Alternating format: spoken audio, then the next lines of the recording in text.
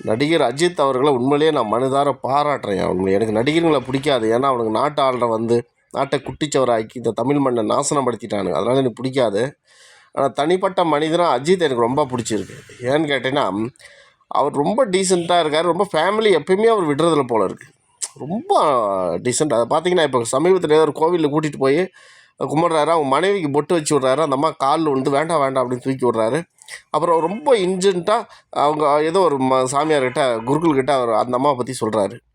உண்மையிலேயே சொல்கிறேன், நடிகர் அஜித் ரசிகர்கள் உண்மையிலே கொடுத்து வச்சவனுங்க. நான் அது பொறாமையாகவே சொல்கிறேன். ரொம்ப கொடுத்து வச்சவனுங்க நீங்கள். ஏன்னா இப்படி ஒரு நல்லவன் அதனால தான் இந்த ஆள் ரசிகர் மன்றத்தை கலைத்து கூட அந்த ரசிகர்கள் போகிறாங்க.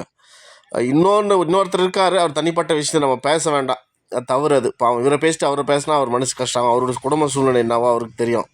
ஆனால் அஜித் ஒரு டீசெண்டான ஆள். அவர் மலையாளி, யூதர், இதெல்லாம் ஓகே, நான் ஒத்துக்கிறேன். ஆனாலும் அவர் அதை தாண்டி மனிதநேயத்தோடு இருக்கார். அது நான் பாராட்டலாம். ஒரு நல்ல பண்போடு இருக்கார். அந்த பண்பு மதிக்கக்கூடியது, வர வைக்கக்கூடியது. முக்கியமாக அவரை மாதிரி கேரக்டரை பெண்கள் ரொம்ப விரும்புவாங்க. உண்மையிலே சொல்கிறார், பெரிய விஷயம். பெண்கள் விரும்புகிறது சாதாரணமாக கிடையாது.